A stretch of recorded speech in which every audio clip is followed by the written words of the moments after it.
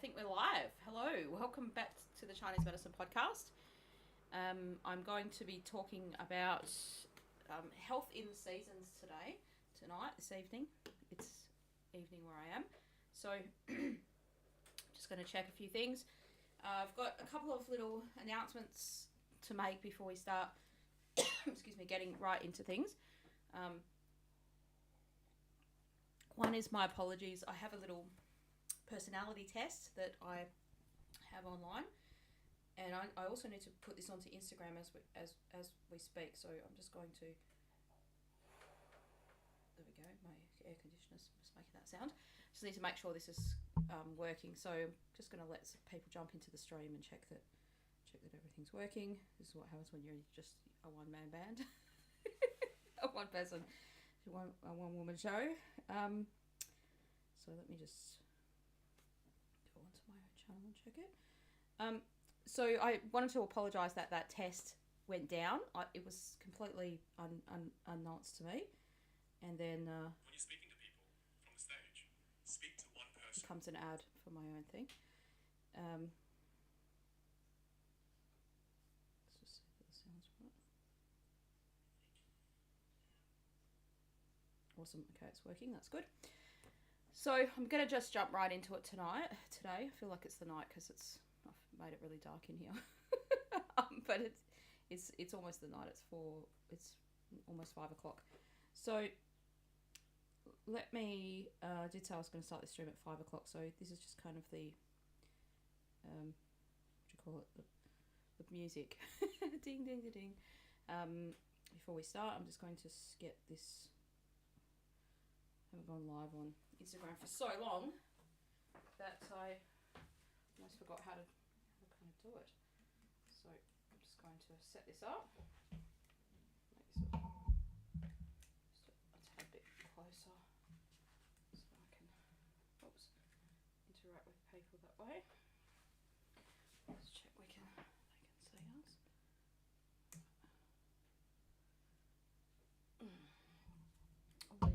All these technologies, these extra things. Alright, so the people that are on Instagram will have to have the side view. So welcome people in the chat. If you want to put a question, I'm just getting ready to start. Well, we are started, but we're getting ready as we speak. I want to talk about seasonal health, transitioning in seasons today. And I also want to answer your question. So if you've got a question that you'd like to ask, you can pop it into the chat and I'll do my best to answer it.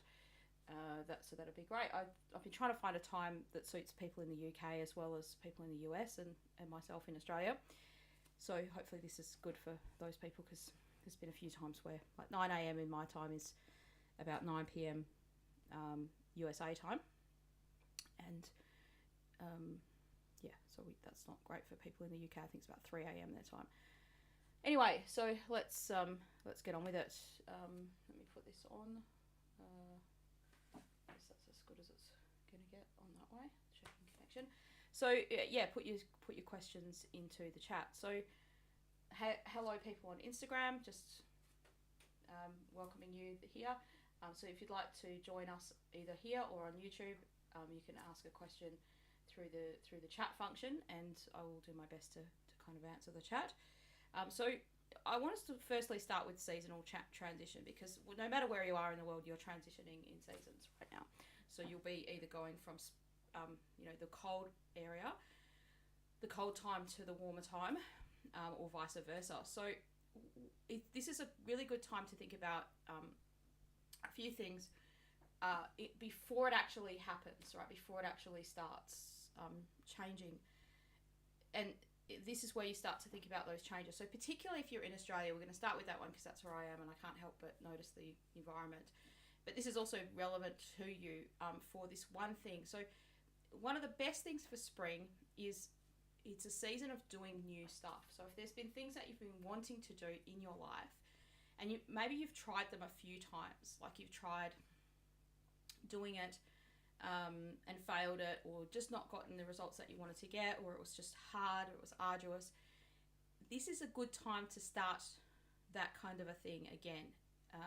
So it might be a business thing. It might be like a side hustle of a business. You know, like you might have a job and then want to start a business on the side, or you might have a creative idea, creative project, something like that. You also might have a health thing that you want to do, like you might want to quit something or start something. Any of those things, like spring is the time to kind of do that, because that's the momentous part of the season. So if you're on the other side of the world and you think, well, I'm not in springtime, I'm in autumn time or fall time, coming into winter, or coming into that, like coming out of summer, you can still do those new things then, but by the time you get to winter, starting a new thing, it won't be as easy. It just naturally won't be as easy. So I'm not saying you can't do that, because people all over the world do new things at different times of the year all the time. But if you want the momentum of the season, or you found that thing very hard, then the going with the season is going to help you. Apologise if there's some latency. It's just a bit of poor connection on a couple of things. Something has not been great for a second there. I could see that, but hopefully we're back now. So you want to start thinking about that and planning it, and that's what you want to do now. And then as soon as that weather starts to get warmer, then that's when you start. So you're kind of emerging into that thing, and that's kind of what spring is happening now. If you're in Australia, or you've noticed that in the season, that things are just starting to get just that little bit warmer. Maybe earlier in the morning it's not as cold, or in the evening it's not as cold at that same time. So 5 o'clock in the evening, 6 o'clock in the evening, it's a little bit lighter. It gets lighter a bit earlier, that kind of stuff. So think about those things, because this is really useful, and I just wanted to mention that. Because and it's also good, like, to go in conjunction with your practitioner. Like you might have a thing that you've been trying to do with your practitioner, and or they could actually help you with acupuncture points along that same way. So please put your questions if you'd like to ask a question. I know people just jump in and out of these things. So if you're on Instagram and you'd like to ask a question about Chinese medicine, feel free to ask that. Try to make this channel for people that are patients of practitioners, people that are interested in learning about Chinese medicine types of things, and that's the aim of this. So try to give people an opportunity to have their questions answered.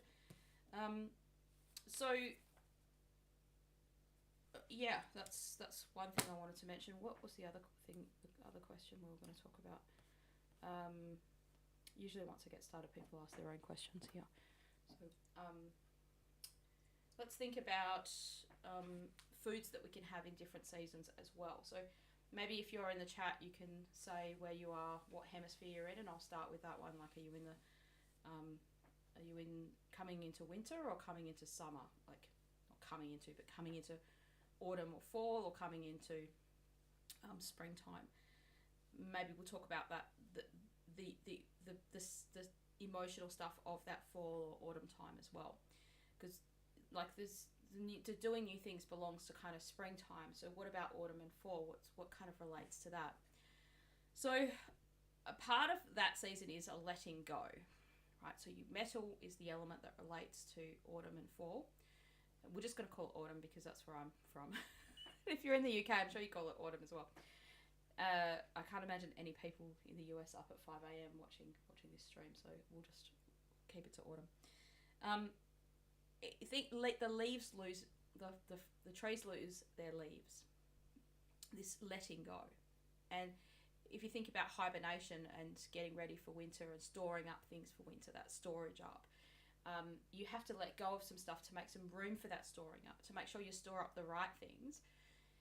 And these are all just physical concepts, but they can also be metaphorical concepts. So we can kind of think about them kind of in that way. Like, what do you, if everything's full, there's just no more room for anything else. And it could be in your life, in your relationships, just in your schedule, right? There's just so much stuff going on that you don't have any more room for something else. And these things don't just happen instantaneously or overnight, or they can take time. So if you think about getting ready from autumn through to springtime, if you want to do something new in your life, it might take you all of that season to let it go in autumn, to go through that process of letting it go by winter, having a rest. Like winter's a season of having a rest, so that when you do come into spring, you're kind of like, whoa, I've got this momentum because I've come out of it rested. So there's definitely that aspect of being rested. It keeps whizzing around here. I should have put the Instagram in a different place. Maybe I could just move that. It's on my phone because Instagram won't connect with other things, so I'll just have to put Instagram people there. That's probably better now. Now you can look at me. I'm not sort of whizzing face on, side on. So yeah, letting go of stuff is part of autumn, and it's not really that easy either. And this is something that acupuncturists do help people with if they kind of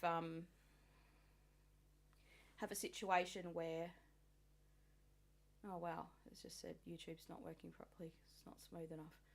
Sorry about that. I've got good internet here. I'm not sure why it just suddenly wants to crack us ad now. Anyway, just soldier on. So hope you can hear me properly. If you can't, let me know. I'm sure that people wouldn't be continuing to view if it wasn't good enough, the sound of the video. Anyway, so that letting go is part of it. So thinking about that. Now, what else does metal relate to? It relates to grief and sadness.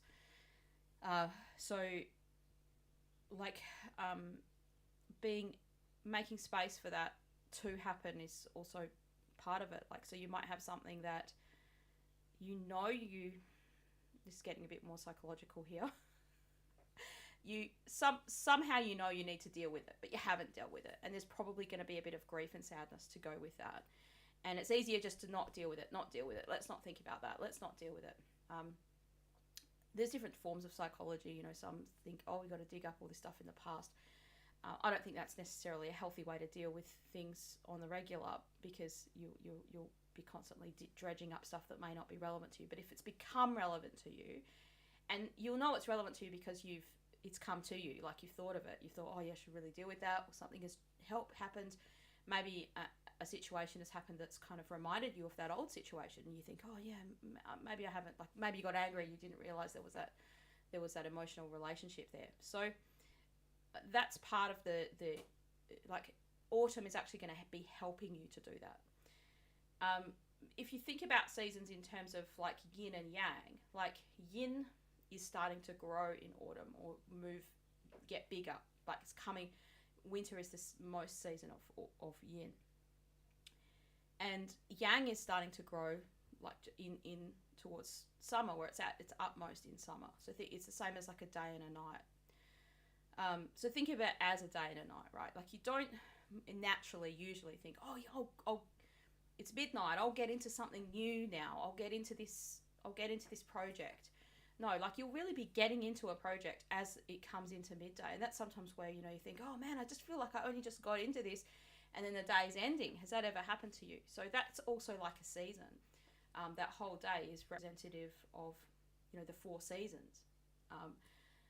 The evening of the season, you're sort of like, let's say you're painting your house and you've gotten into the painting and you're really doing it and you're getting all into it. And then it comes to the point where you're either hungry and you've got to stop.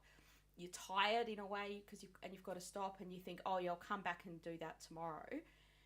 So you don't just paint all night long unless you're like me and you're a bit mad. At the time, you're like, oh, I've got to get it done now. But even still, you don't paint you don't do a 24-hour vigil of painting your place, right? You have to stop at some point.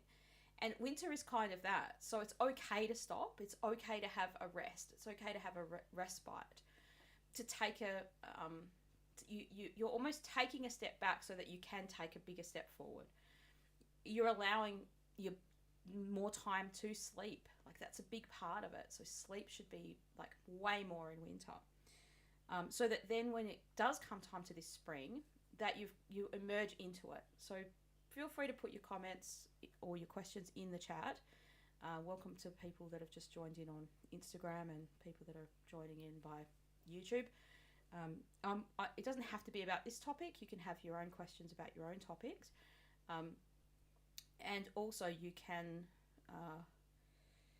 just let me know what hemisphere you're in, or what country you live in, so I can kind of tailor this more towards that conversation a little bit as well. But I know some people will watch this after the stream, so we'll just keep going with this idea of thinking about the seasons in terms of what you're going to do for this. Also thinking, well, if I do what's right in this season, this is an aging wisdom.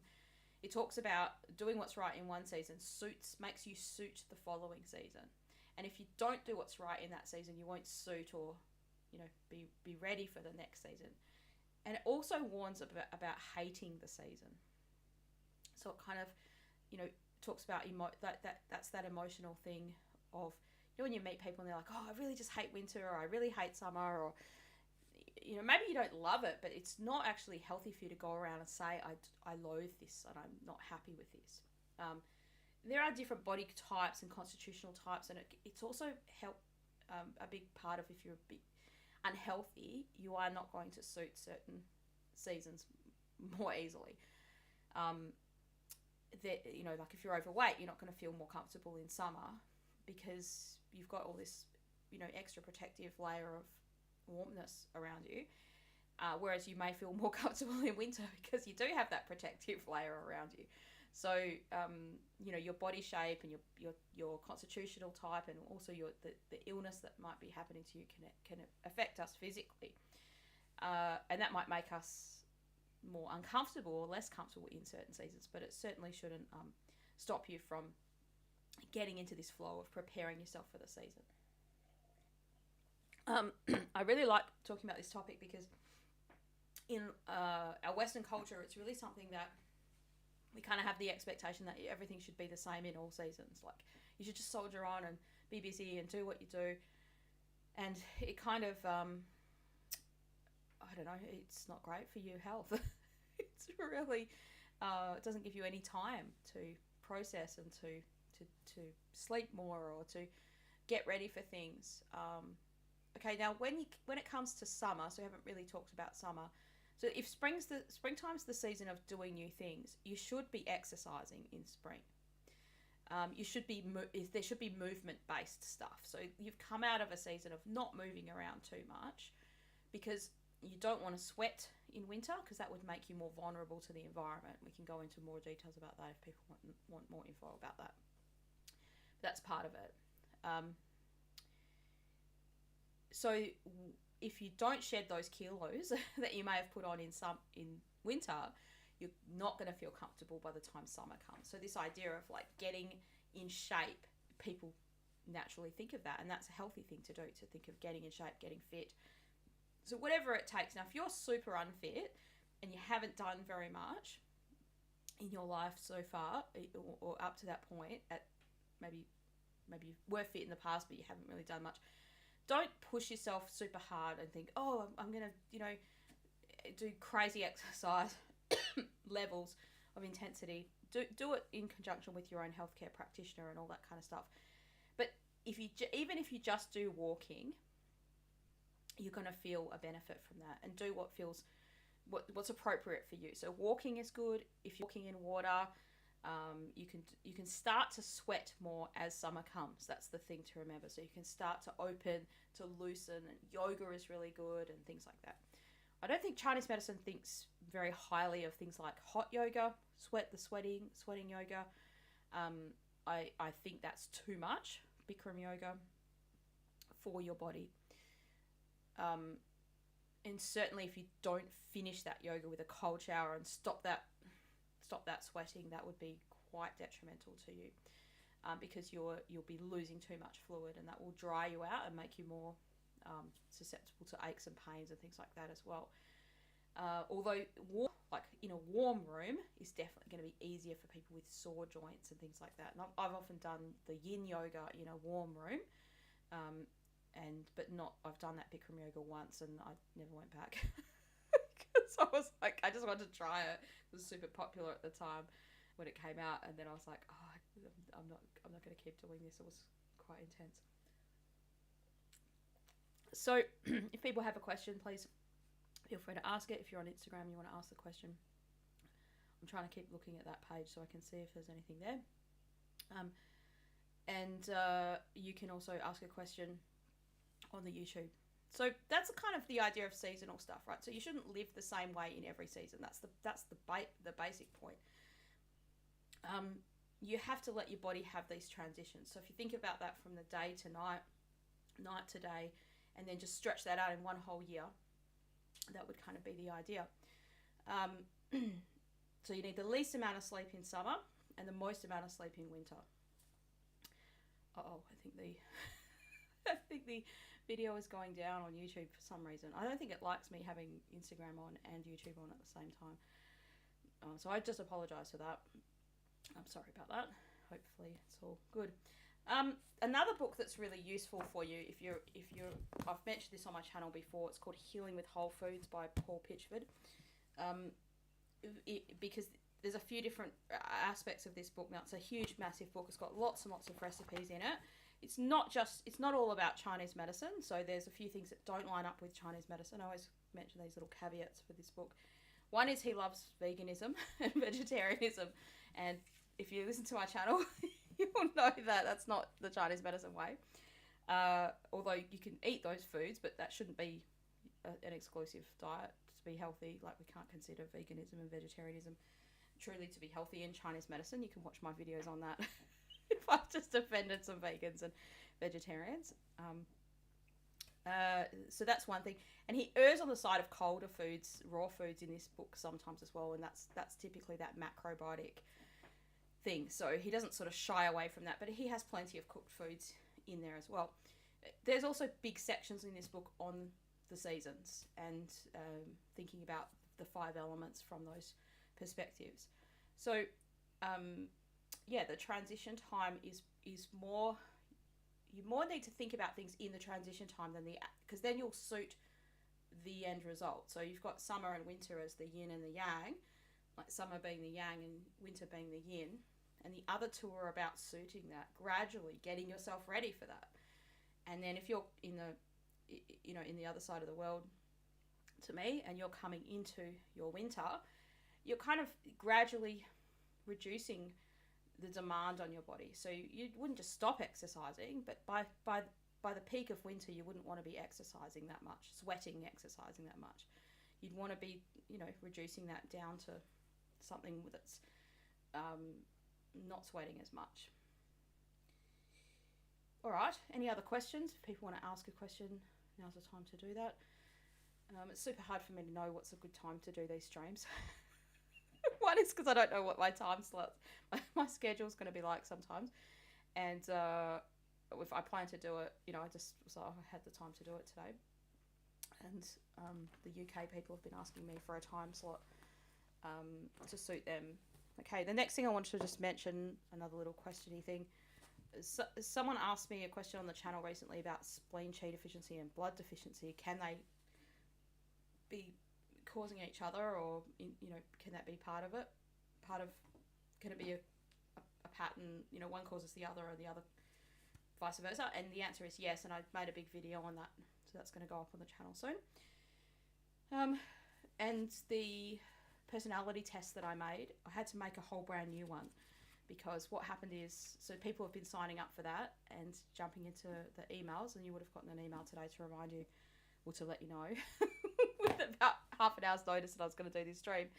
And someone kindly sent me an email saying, oh, your personality test isn't working. So I used this website that makes quizzes and stuff to make it. And then it just bloody deleted. It just deleted the whole thing. And I'd only made that personality test in their website. So I had to do the whole test again. So I've made it a lot easier. And actually, when you do the test, so if you've done it before with me or somewhere else, and you might have done it from this book, this Between Heaven and Earth. I think he or she, I'm not sure who it is. The authors here, I think they have a test in here of some sort within this book. By the time you've done this book, it kind of is a test. You should know about your personality type. But it's called Between Heaven and Earth, A Guide to Chinese Medicine. They really should have thought of a better name for this, because it's the mental, emotional, the esoteric side of Chinese medicine. It's not really it's got the basics of Chinese medicine in there as well. Things like yin and yang, 5 elements, all that sort of stuff. So it's quite an interesting book to read, and this has been on one of my recommended lists for people who are interested in that side of Chinese medicine.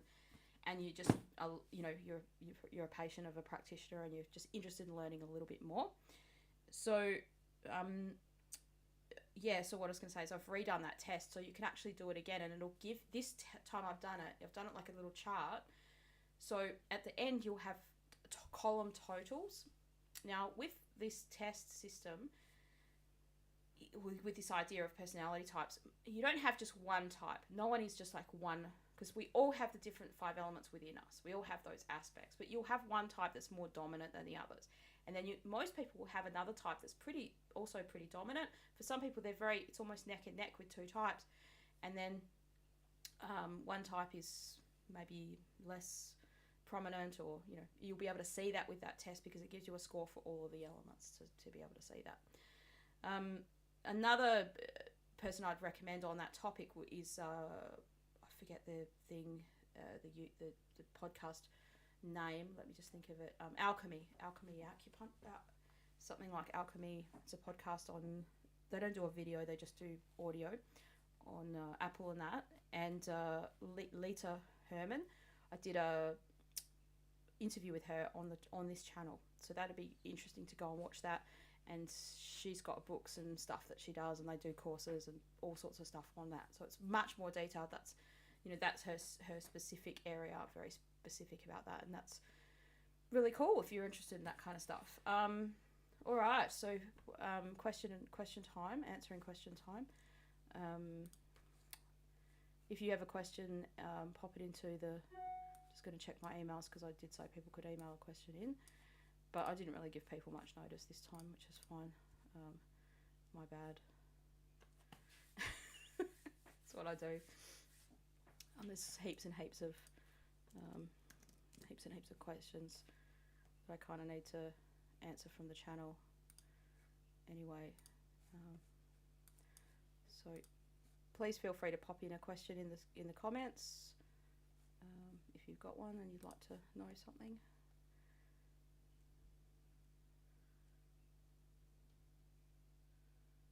Have a quick look here.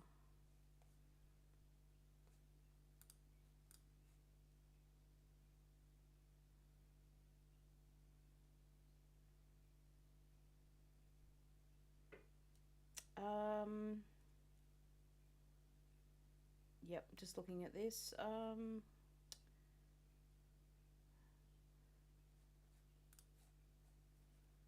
Seeing if there's what other questions are here.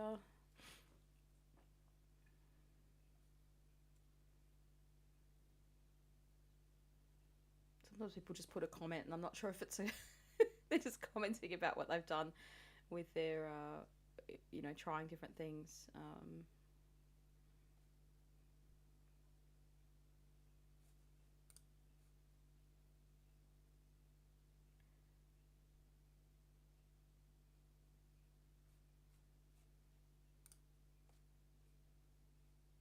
How long does it take for dampness to go away? That's a great question. And I could probably talk for hours and hours about the answer to that. Someone's put that as a question. The answer is that it can take a long time for people to really sort of almost fully recover from dampness.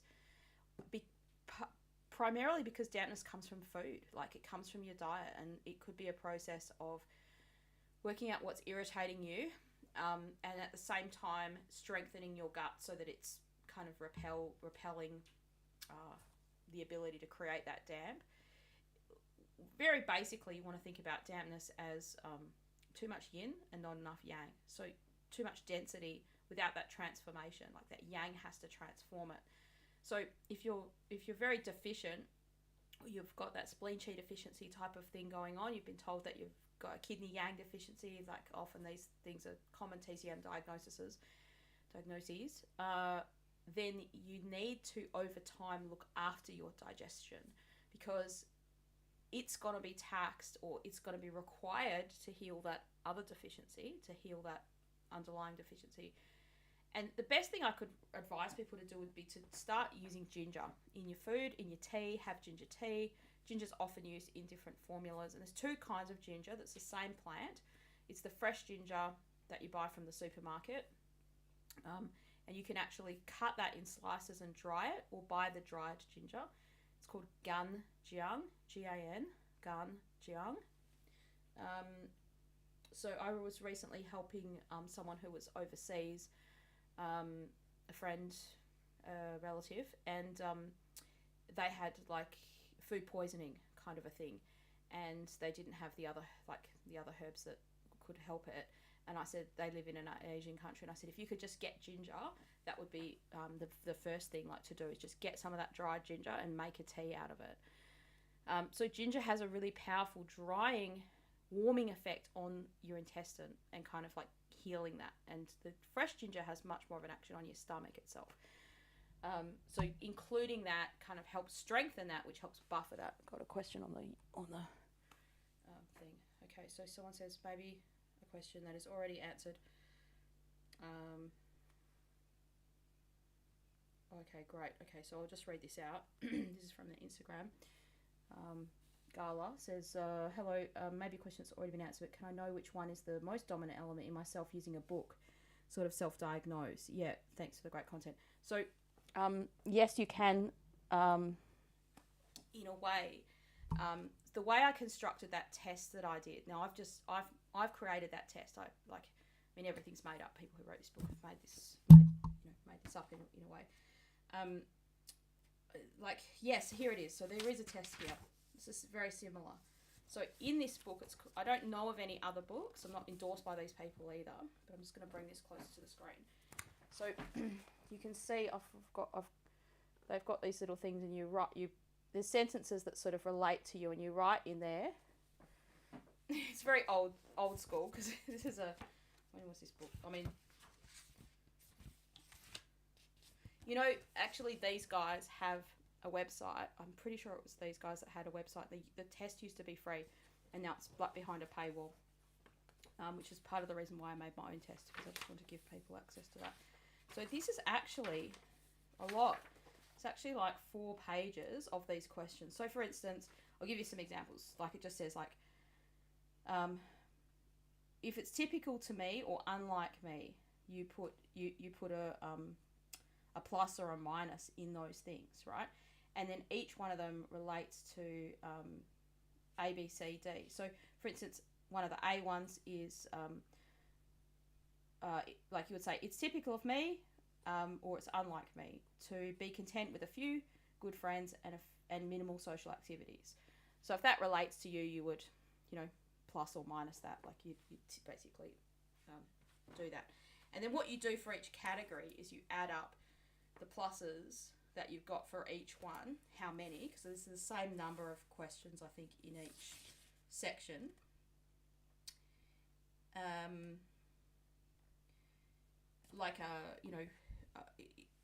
Am I animated and enthusiastic? Does that resonate with you, or does that not resonate with you?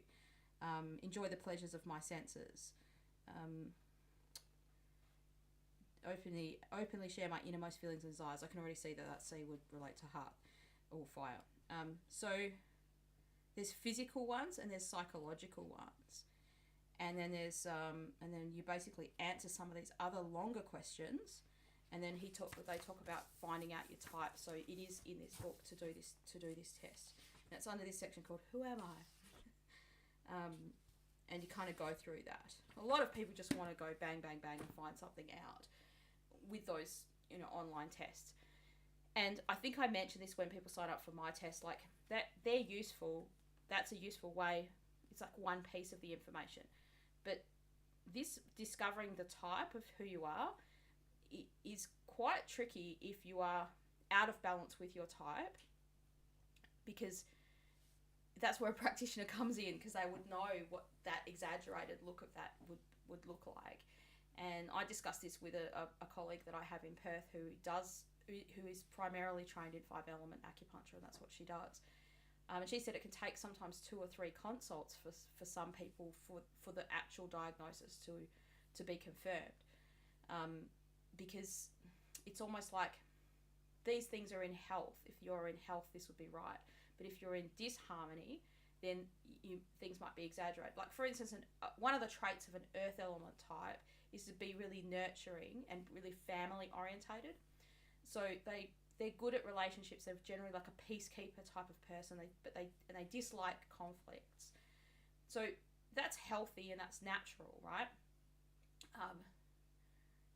If it got to like if it was out of balance, that kind of a person would become could become very like an annoying, nosy neighbour that just keeps on coming over your house and gets involved in your life when you're not really wanting them to be involved in your life. Like an annoying mother-in-law, over-mothering, over-nurturing, but with the intent of wanting to help, but it's like that desire that they have and that need that they have, either it's not being filled by other areas in their life, so they place it into like, they become the nosy neighbour that's always involved in other people's business that don't want them to be involved in it, or they get overly involved in their own family's life because of like disorder and disharmony in themselves, and that's where it becomes a bit complicated to sort of diagnose yourself. But when you do this test, you'll be able to see like what's the scores for each one. So you'll be able to see like, you might have sort of, I'm not sure how many it's out of. Let's say it's out of 20. You might have sort of,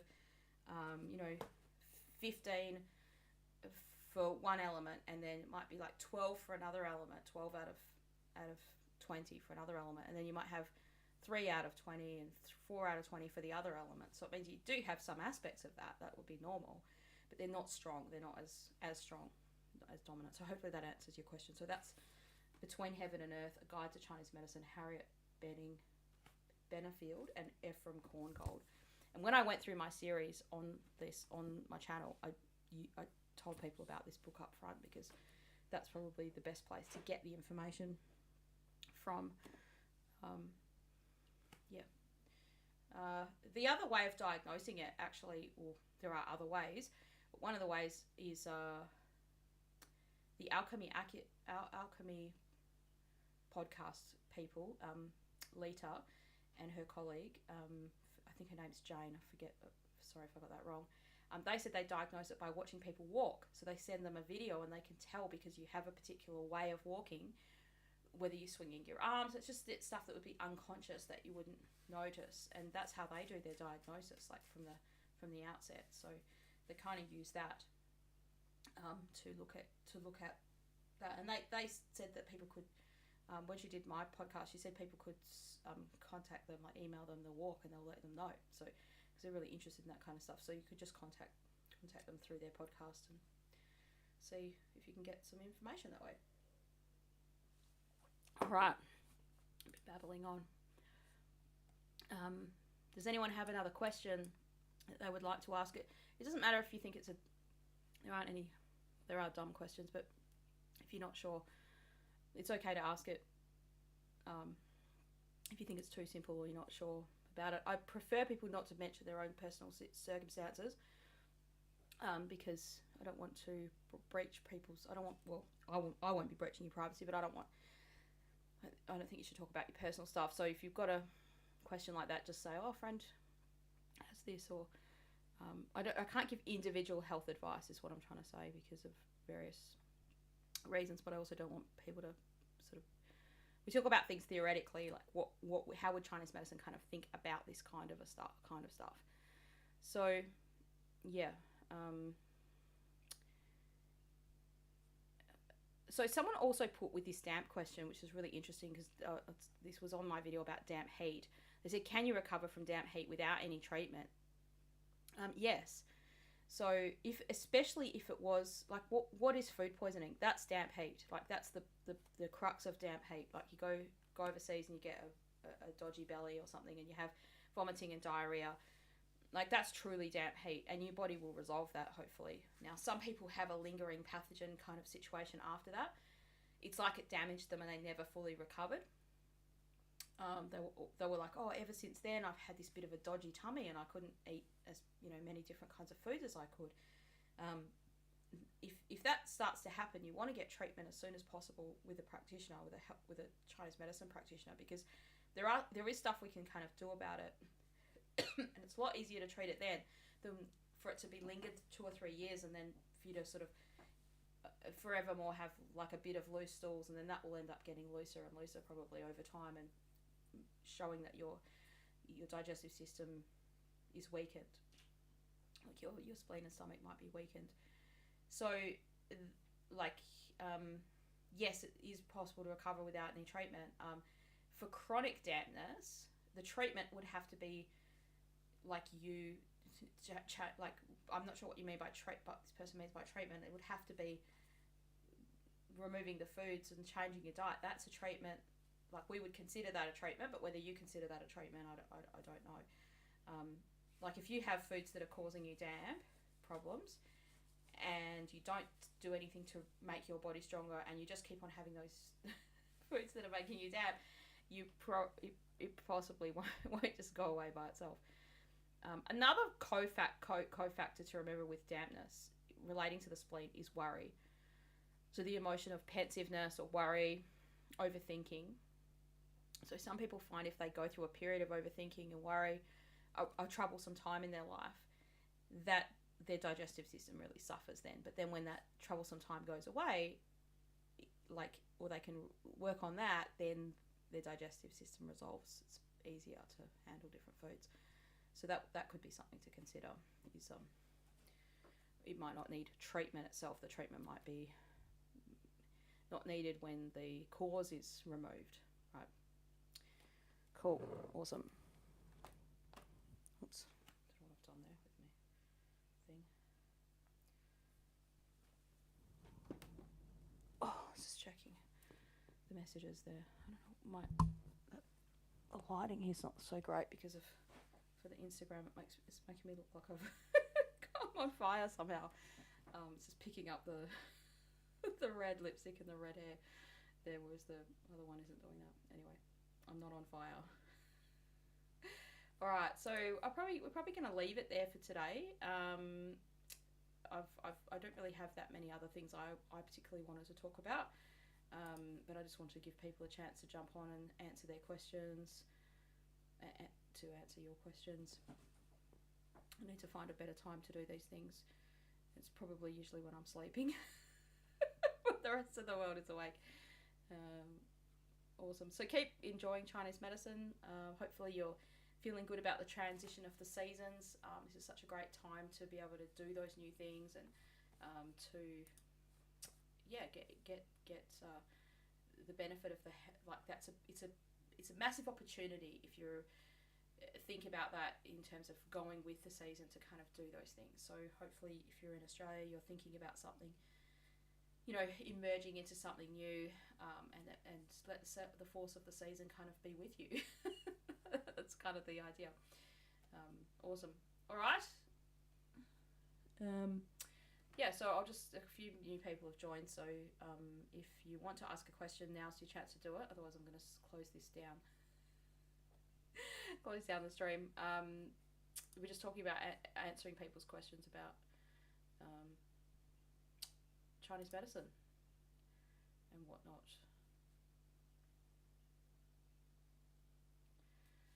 All right, so have a great night, everyone, whatever you're doing, wherever you are in the world, and I'll see you again on another video soon. Thank you.